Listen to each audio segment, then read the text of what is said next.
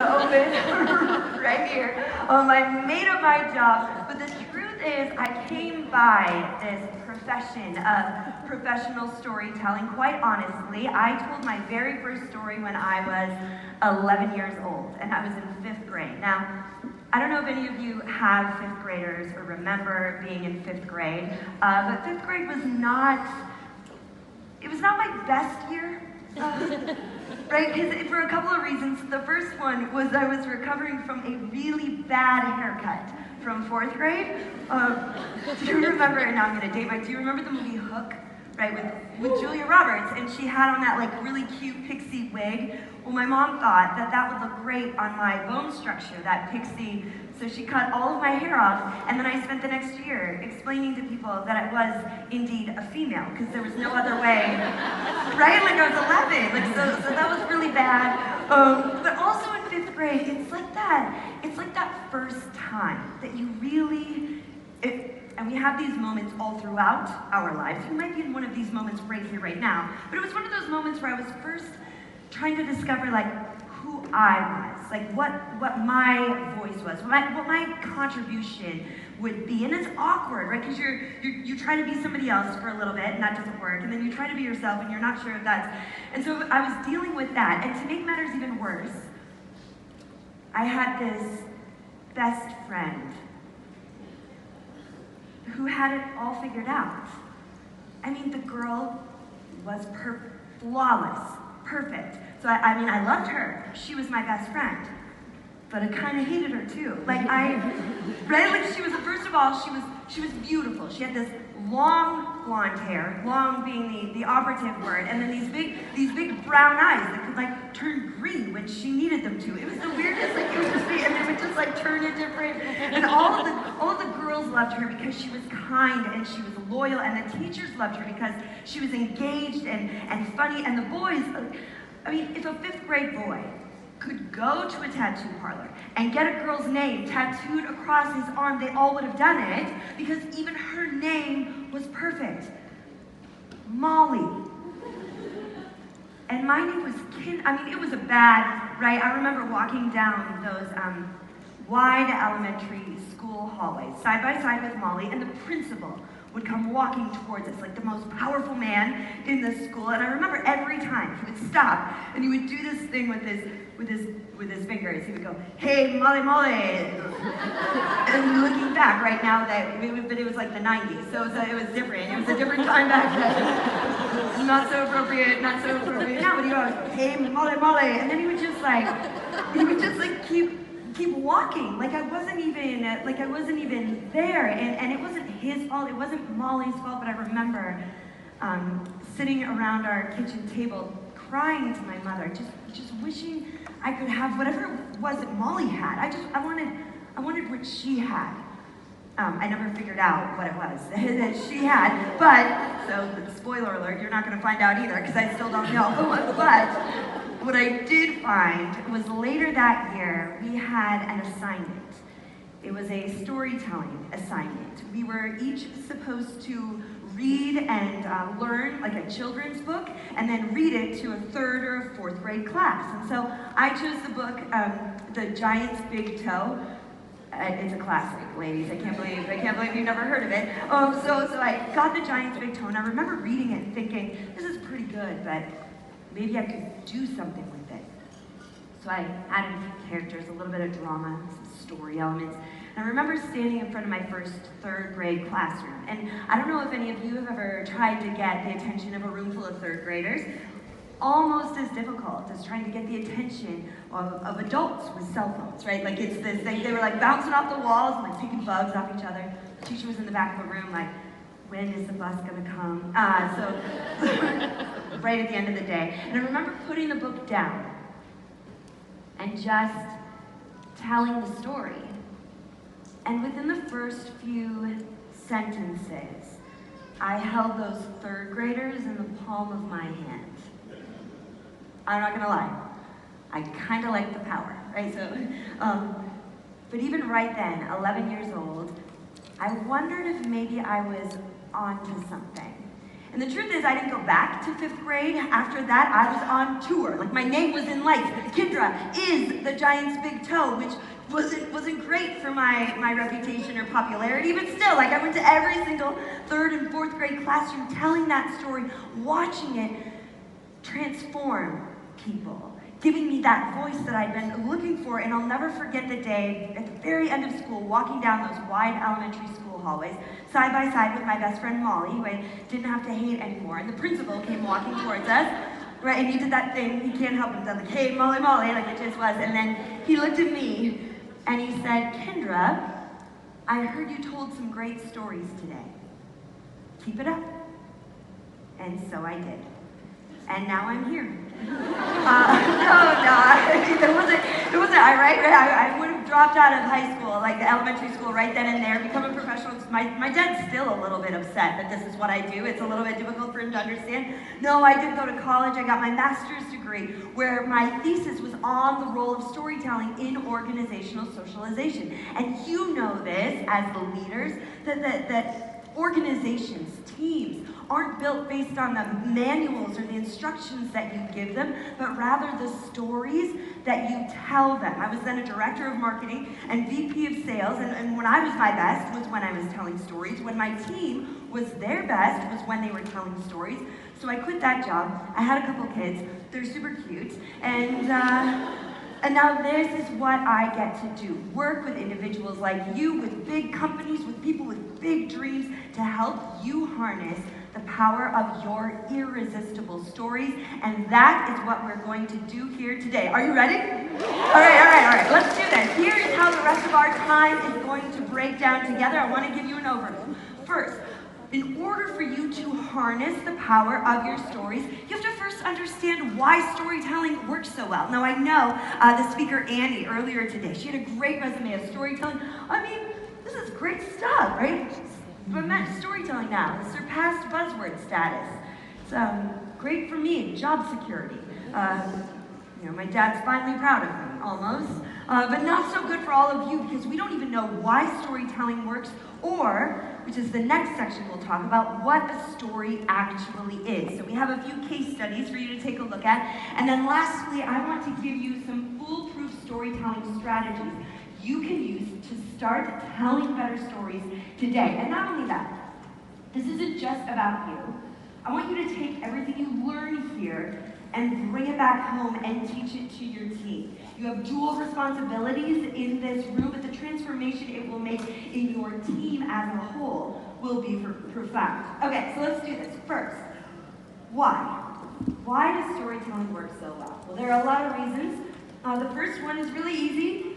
It's because humans like stories, right? And I know that sounds like a gimme, but stories are what we want to hear. And let's take a look at this in a marketing sense, right? Like you're marketing your business, you're sharing your message, you're drawing people in. Let's take a look at this on one of the biggest marketing stages that there is in our country, the Super Bowl. Can we agree that that's a pretty big marketing stage, right? It's like $5 million for 30 seconds. So researchers wanted to see if they could figure out what made a great Super Bowl commercial.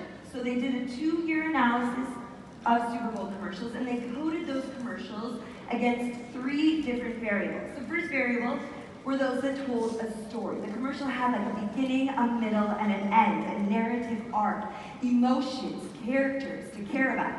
So those that told a story. The second variable was those that use celebrity endorsements. This is my favorite slide of the whole presentation. Like can you see the blue in his eyes from the back of the room? Yeah, okay. So celebrity endorsements, and then those commercials that use huge furry I know, I can tell. Some of you prefer this slide to the one before it. I cannot help you. Like that's your own problem. I'm not gonna. All right. So which one of these 3 variables do you think performed the best? Stories. Yeah. No. It's not the puppy. You guys are not gonna put this up here unless it works in my favor. So it's those that told a story. Now I want you to think back. This was done in like 2014.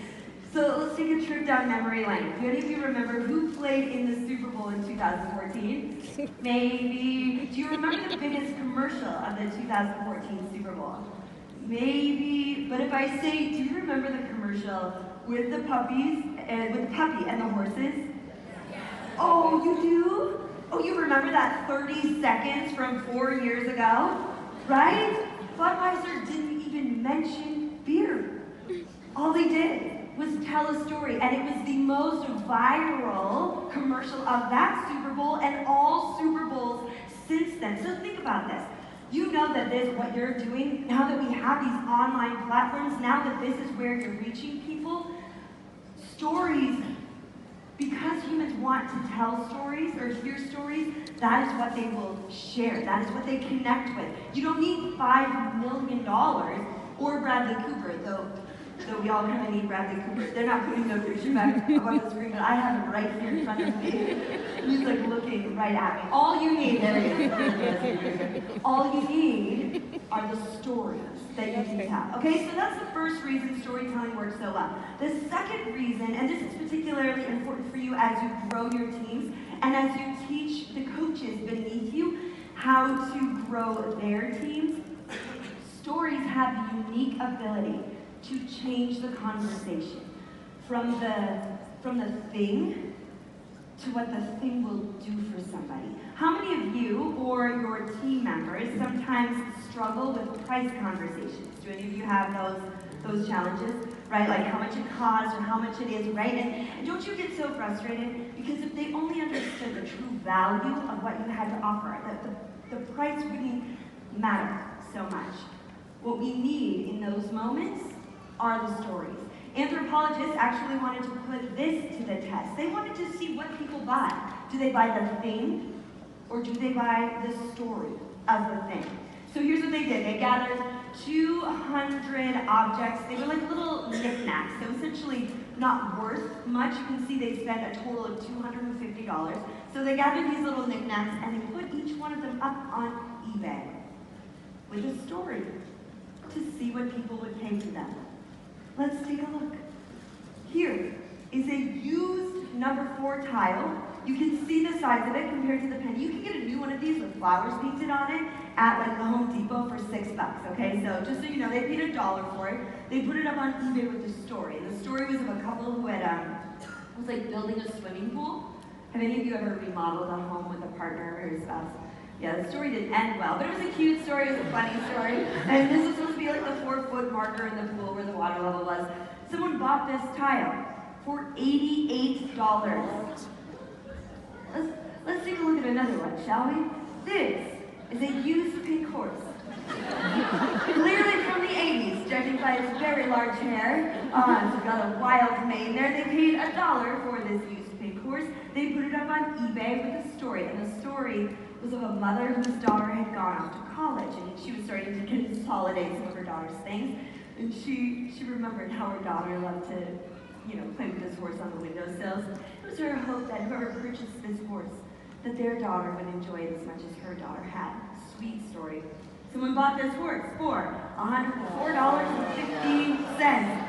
I know! Can you, okay, so you get the, let's just look at one more because this is my favorite one. This is a globe paperweight. Now, I am not a huge paperweight aficionado, but if you look at it compared to the size of the pen, it's kind of small. Like it would hold like one piece of paper in a light freeze. So there you go. So they bought the paperweight for $1.49. They put it up on eBay with the story. And the story was of a woman who had fallen in love. And together they traveled the world. And every city they went to, every stop they made, he would buy her a little treasure, a little knickknack as a symbol of this great love and adventure that they shared. And that relationship had ended. And the woman was heartbroken. And she finally decided it was time to start a new story. And slowly but surely, she sold each one of her little treasures. And this was the last one. I know, I'm trying to keep this straight because And it was her hope that whoever purchased this mediocre paperweight would experience the same sense of love and adventure she had once felt and hoped to find again. Someone bought this paperweight for $197.50. Who thought it was going for more? Like, who thought this was a right? Like, you were about to pay, like, I'm going to pay $400 for this paperweight. So the question is, what do we buy? We don't buy the thing. We buy the story of what the thing will do for us, what it will mean in our lives. Whoever bought this paperweight wasn't buying a paperweight. They were buying the story of love and adventure and hopefulness. And for $197.50, that is a pretty good price. I've tried to buy it for cheaper. It doesn't work well, okay? So remember, whether it's you or your team members, we don't buy the thing. We buy the story of what the thing will do for us. And so if your team is finding themselves getting stuck in these price conversations or not understanding the true value of what it means to be to the beach body, you're not telling the right story or a story at all. Now, it wouldn't be very fair for me to show this to you and not give you the final results. So you can see that they spent $250. They made $8,000. That is a 3,100% increase on their efforts. I don't know if any of you are interested in a 3,100% increase in your... Now let me say this. I'm not... So my husband said, Kindra, why do you travel around teaching people about storytelling? Why don't you just put junk up on eBay with the story? So that's not the point, right? We're not talking about putting stuff up on eBay with a story. What we're saying is a story has the ability to change that conversation from dollars to value, which is a very important shift to make, particularly in this business, whether it's product or opportunity. Okay, last reason storytelling works so well, and Annie touched on this earlier this morning, but stories are uniquely memorable. They have a way of burying themselves in our psyche, and they stay with us longer. Now, there's a reason for that, and that is this. The storytelling process is a co-creative one. All right, so as I am telling you my story, for example, you are creating your own version of it in your mind. You're taking my words, yes, but you're adding your images to it, and together we're creating this shared space. And because you took a part in putting that together, it stays with you longer. Let me ask you, how many of you, when I was talking about my best friend Molly, pictured one of your, like the Molly in your life, or your best friend? Could any of you picture her? Yeah, or how many of you, when I was talking about the elementary school hallways, could you picture the elementary school hallways that you walk down, right? Yes, you're nodding your heads because I know what I'm doing up here. Like, okay, because I am giving you this information in the form of a story, it will stay with you longer. And I don't know about you, but I don't go to work every day. I don't take this crazy entrepreneurial journey. I'm an entrepreneur myself, right? To have things go in one ear and out the other. I am here to leave a legacy. You are here to make a difference. How do you make that difference stick? You share it in the form of a story. Rudyard Kipling said it, if history were taught in the form of stories, it would never be forgotten. And then let me ask you, just between you and me here, how many of you have ever had a team member, for example, and you teach them how to do something one time, and then again, and then again, and then again, right? And they keep coming back with the same challenge. If you want the solution to stick, use story. Whew. Okay, even all that being said, about all the great things that storytelling does, there is a problem, and that is when the stakes are highest, or when we're getting ready to post something on Facebook or Instagram, we often forget to tell the story, or we skip it. I know this as well as anyone.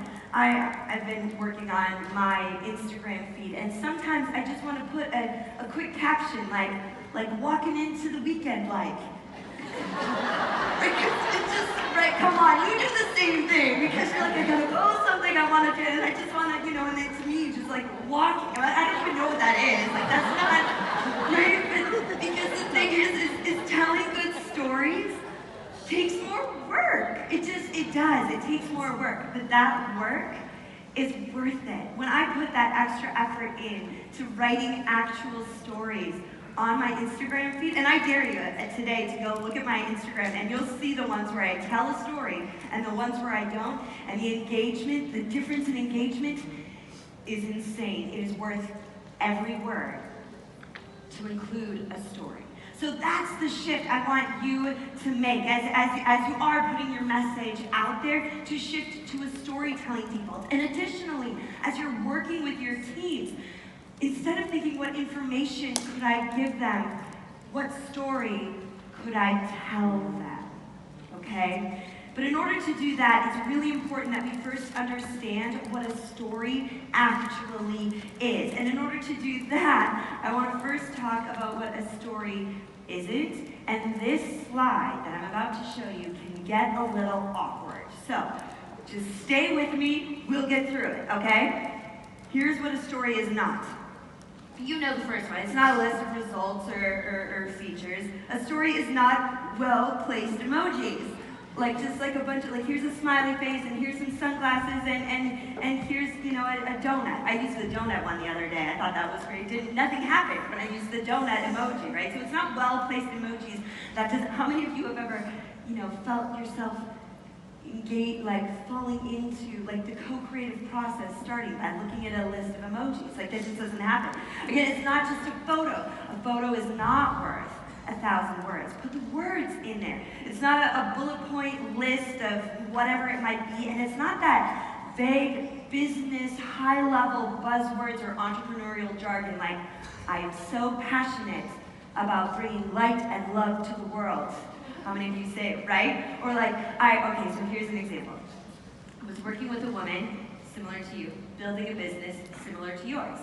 And one of the reasons that she builds her business, one of the reasons she's engaging in this opportunity is to spend more time with her children and her family. How many of you is that one of the things you say, right? Gives me time, freedom, financial freedom, more time with my family. And so whether she was on her Zoom calls or maybe one-on-one, she would always say, oh, spend time with my family. But what did that mean? Do you feel the co-creative process starting when she says spending time with my family? So we made a little shift. And she thought about a time where that really mattered to her.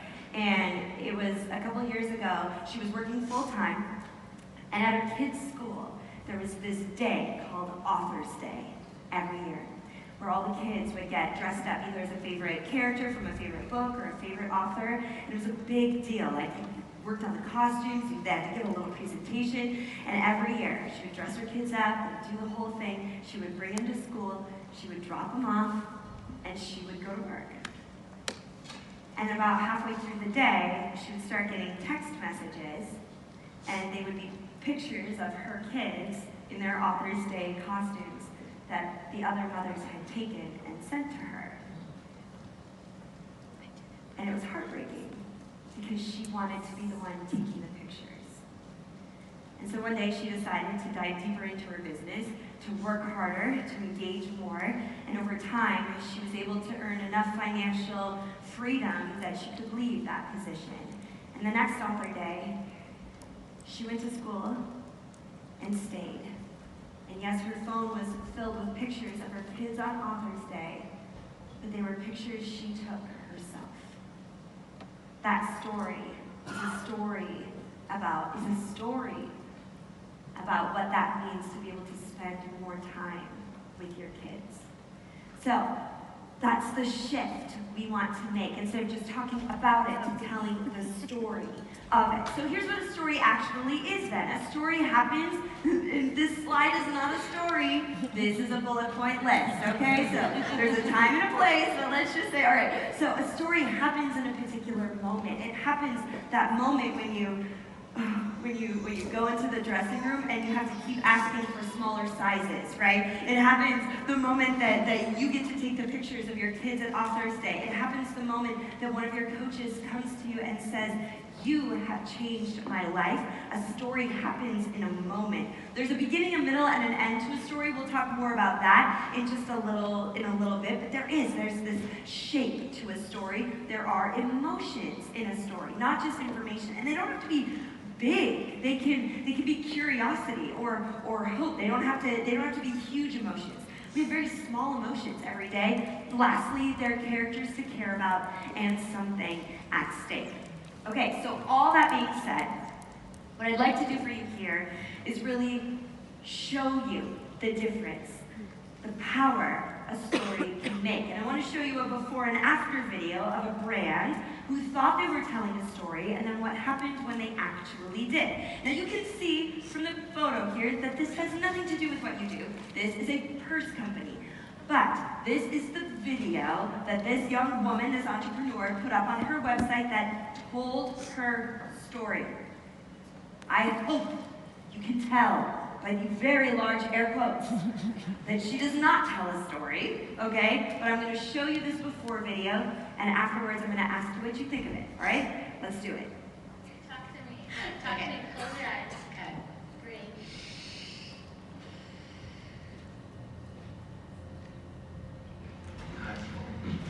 Alright, ready?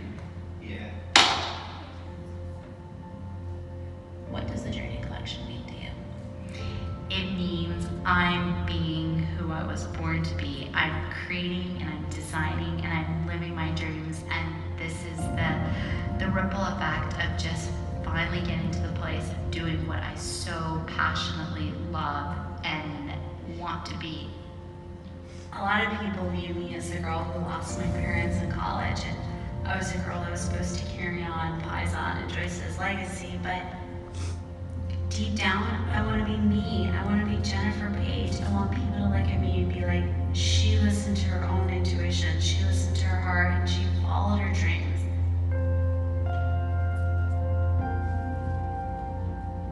Soldier is a fashion brand and it designs handbags, but it's so much more than that. I want it to be about encouraging young people to be who they are, to follow their dreams, and to not get swept up in the white noise, but to know that if there's something what they want to do, to go after it and do it with all their heart and all their passion. If you're doing what you're meant to do, you will get there.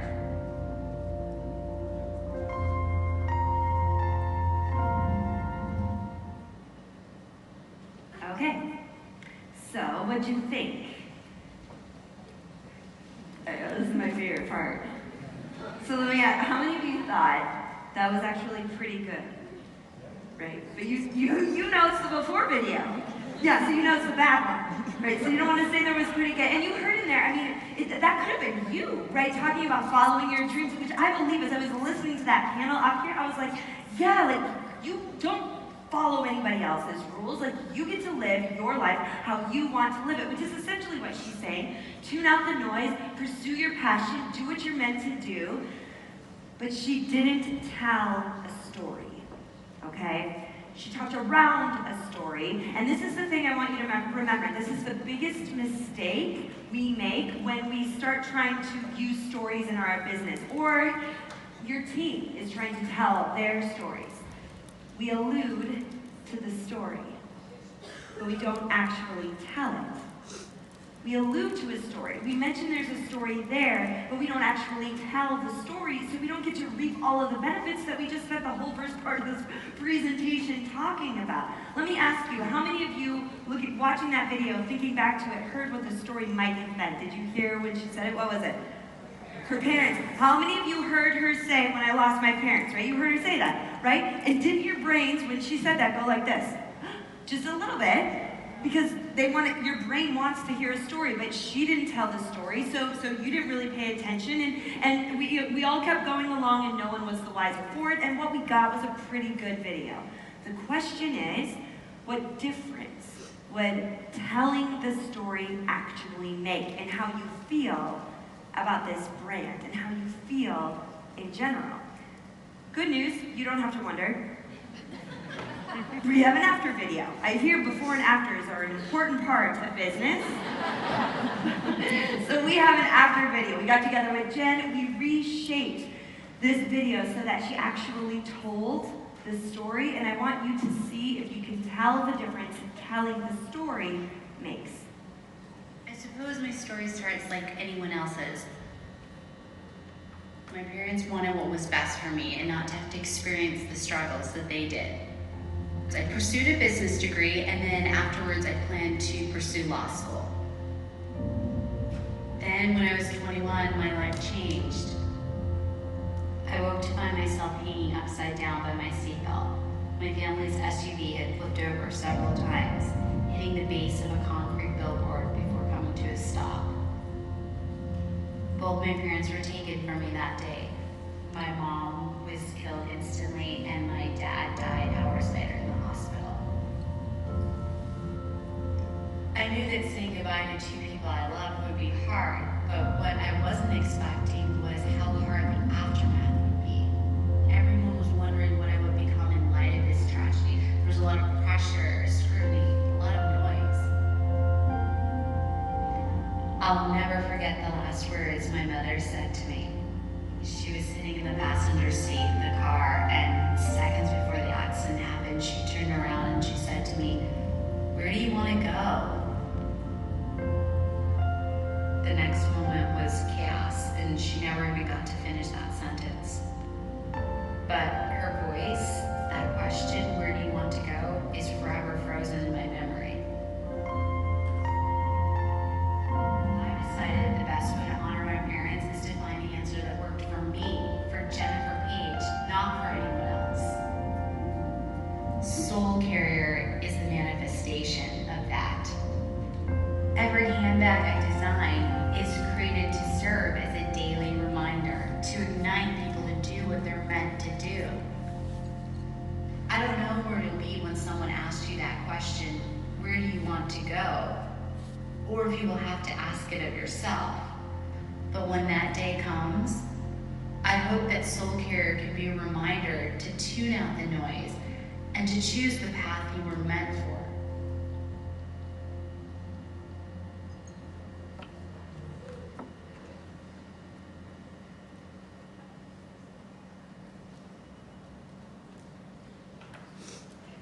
Could you tell the difference? So think about this. Like when she was first, that story seems to like write itself. But when she was first putting it together, she didn't even really think of telling this story. And then so when she started telling it for a while, Jen was getting more speaking engagements than I was, which was irritating. But like people wanted to. Now when you're carrying a Soul Carrier bag and someone compliments you on it, you can't help but retell her story. Here's the thing: with every story you tell, you are equipping the people you're telling it to, your team members, with a tool that they can use going forward to continue to spread your message in a very tangible way. Now, there are two people that I want to talk to in this room after playing that video, because there's something really important both of you need to know. First of all, the person who watched that video and thought, "I have that story. I have a story that big. I have a story that difficult. I don't know if I can tell it." To you, I say, wait. Some of these stories take time before they're ready to be told. And please pass that information on to your team members, your coaches, as well. The second person I want to talk to is the person who watches that video and is like, "I don't have a story that big." Like there's been, I just kind of found this and went with it, and to you I say, it isn't the magnitude of the story that matters. It's the decision to tell a story that makes the difference, okay? So, now that you know what a story is and what it isn't, what I'd like to do for you here is help you create that own transformation and teach you in a systematic way so that you can bring it back to the coaches on your team to give you some specific foolproof storytelling strategies you can use when you go back home. You go home tomorrow, right? Because there's a party tonight, right? know, I heard about the party. I was the right outfit for the party. But okay, so now I don't know if anyone in here is type A. I can't imagine that you are like me. If you are, we can meet out there later and make lists together and like cross things off of it. I'm happy to do that. But for those of you who are type A, I don't want you to get stressed out about what's about to happen next. This is going to be kind of a crash course in storytelling. And I'm going to give you an opportunity to get the slides, so you don't have to write them all down. So you can take out your cell phones and open up your text messaging and text the phone number 33444, like 38, okay? So you need stories about that. And thirdly, and perhaps most importantly, you need stories to be able to better lead your teams, to engage them, to motivate them, to teach them, to help them believe in themselves. And sometimes the best way to do that is by telling them stories, feeding them stories. So what I'd like to do for you here is give you a list of prompts, questions you can ask yourself, places you can look for all of the stories that are possible for being told. The first one is make a list of firsts. Our firsts are emotionally charged moments. So the first time do you get paid like on cards, or do they write you on cards? No. Check, well, whatever. You know, if you got the check in the mail and you like saw this, it's kind of fun when people send you money. Okay, so the first time you actually saw that physical transformation in your body, firsts are a great place to look for stories. Make a list of your customers and the coaches on your team. Sometimes just writing down their names helps bring back stories that you could tell to illustrate some of those messages. Make a list of their biggest challenges. This is a leadership technique. Do they struggle with time management? What story could you tell about the importance of time management? Do they struggle with that? But I did it because it's been a long time since we've really talked. It's been since like 5th grade. But I finally got up the guts to call Molly. And I called her and we caught up, and it was so great. It was just like old times. I found her through MySpace, so this just shows you when this was. And throughout the conversation, I mentioned that I just started this new thing, and I was so excited, and I would love to have her on my team. And she said, "Oh my gosh, you're not going to believe this. I started this new thing a couple weeks ago, and I would love to have you on my team." She had joined a different company like a couple days before I finally called her. If I had just called her when I knew I should have, she would have been on my team. And Molly has done very well in this business. So, the one that got away, call them right away, okay? A time when somebody said you couldn't, but you did anyway, the stories that are being told to your coaches and to the people they're trying to work with aren't always the best stories. So you need to be feeding them these stories of courage and of charting your own path. Any of those stories that you can find, you need to be telling. And then the last thing is make note of everyday moments. Bookstore, and I was looking at the trashy magazines. I wasn't going to buy one. I was just looking at them, I swear. And there was a gentleman standing next to me. He was a plump gentleman, and he had 2 Snicker bars in his hands. He had the regular size and the king size one. And I could tell that he was like debating which one. And he finally put down the king size Snicker bar. I was like, nice, like that's good, it's progress, right? And he went to the counter, and the woman behind the counter said, "Oh, don't you want the king size one? It's just a little bit more." And he put down the regular candy bar. He picked up the king size, and he walked away. And it struck me as a moment that these small decisions are happening all the time. And it's our choice to have the courage to make the small decisions and know that they'll add up to something bigger. Okay? So everyday moments. All right, now let's talk briefly about crafting a story. And I don't want this to be really complicated. I want to keep it really simple. I mentioned earlier that a story has a beginning, a middle, and an end. I don't want you to think about it like that anymore. From now on, this is how you should think about your stories. Normal, explosion, new normal. Normal is what was.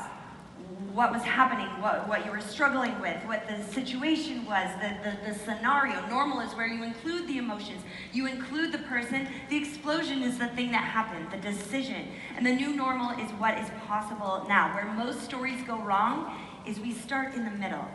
And the middle doesn't matter unless you know the first part. So, for example, you had this woman that you were working with. She was frustrated. She wasn't feeling fulfilled. She wasn't getting recognized. She felt like she wasn't being compensated for everything that she was doing. And then she met you, and now she's super stoked. Look at her. She's getting awards. She's making some additional income. She's building a team. She can spend $104.50. She gets to hang out with Bradley Cooper. Do you see him? Yeah, there he is. Okay. Here's the thing, none of that matters in the new normal when you're talking to new people unless they understand the normal, because that's where they're sitting, is the normal right there. So start your stories there. All right, a few other rules. Set the scene, be vivid, include the emotions, include specific strategic details. Let me ask you, how many of you remember the wide elementary school hallways when I said that? Very specific, spoiler alert, I'm going to say it one more time at the end of this presentation, just to wrap the whole thing up. When you get that specific, that's how those stories go deep, and that co-creative process gets flowing. All right, and lastly, you have to tell the story. Now, I'm sure you can tell that I believe stories is a lot like duct tape, or Windex, or sparkling rosé. I mean, it can solve all problems, basically. Like, it's just a little, take some. So, but here are a few specific places where you can be telling your stories. Social media, obviously. Remember that little bit of extra investment in telling the story versus #blessed is an effort that is worth your time. Your sneak peeks, what stories can you be telling there? Any virtual event that you have. What is the message you want to leave them with? What story could you tell? And then, of course, one-on-one, in those individual moments when your team members need you. Not what information can you give them, what story can you tell them? But lastly, I think the most important story any of us can tell is the one we tell ourselves. I don't know about you, but sometimes being a business builder, owner, dreamer can be a little bit exhausting. Right? Like, you can be feeling so good, so excited, and then really frustrated and irritated and challenged, within a 20-minute span. Like, it is not, right? A couple phone calls. And if you're going through this, if I'm going through this, certainly your team is going through this, and sometimes we can get disconnected from the real reason that we're doing this.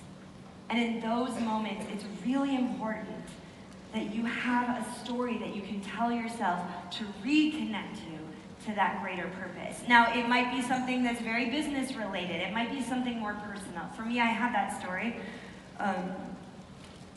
It's a story from a couple of years ago. I told you I've married. My husband is Michael. I have a son who's 7 and a daughter who just turned 6. My son's teacher, for example, was named Mrs. Barton. He wanted to call her Mrs. Barton. And my husband was okay with it. So I've got that. I'm dealing with that. And then my daughter, she just turned 6, but I was at an event in Las Vegas and wasn't going to be able to make it home in time. So we had her come here. So my daughter celebrated her 6th birthday poolside at the MGM Grand. Best mom or worst mom ever. It's still yet to be determined. See, my husband's hoping that it means that when she's 21, she'll be like, Vegas is so when I'm 6. She won't want to go. I don't think that's how it's going to work. But the story I have is from 3 years ago when I had been doing storytelling consulting work, but mostly I quit the job and I was a stay-at-home mom. And I had this feeling, this sense, this calling, that maybe what I should be doing is spreading this storytelling message wider. Of course, that calling would mean taking me away from the other calling of being a wife and a mother. And I was struggling with this. It was thinking about this as I was at home with my daughter playing on her bedroom floor with some blocks. And I don't know if any of you have daughters or know a daughter, but they can tell when you're distracted. It's just this thing that we can have, right? So all of a sudden I was thinking about this, and my daughter said to me, Mama, we are building a castle. I said, right, of course there's some architectural issues with the castle, but yes, I see that this looks like a, and she said, and Mama, we live in this castle because we are two princesses. It's maybe a few too many Disney movies, but as long as I get to be Ariel, I'm fine. She's always Ariel, so it didn't matter, right? But then she looked at me, and she has this wild blonde hair and these big brown eyes, but they just stay brown, but they're so... she looked at me and she said, and it's a big castle, Mama, because we are two princesses who go to work. Now, she doesn't understand the connection between like mortgages and castles and work, that's... But I saw in my daughter's eyes, in that moment, that maybe, in addition to spreading the word about storytelling, I was teaching her to dream bigger. And that is a story I'm okay with telling. So what stories and what moments do you have that reconnect you to what you're really doing here? Because what you're really doing is great. All right, that is the storytelling process.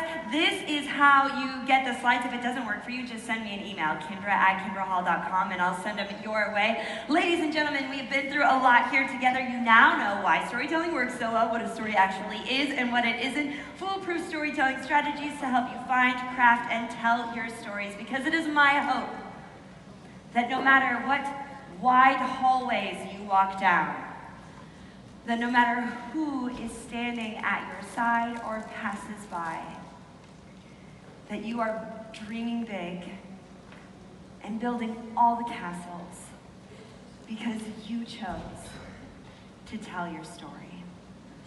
Thank you so much for the honor of being here with you.